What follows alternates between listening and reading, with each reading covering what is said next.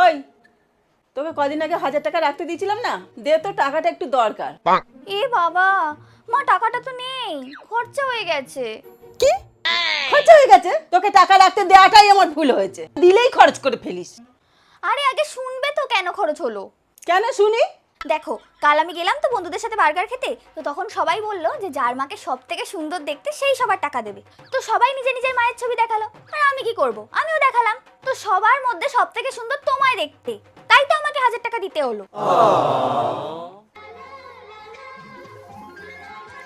তোমার দোষের জন্য। এত সুন্দর দেখতে কেন তোমাকে?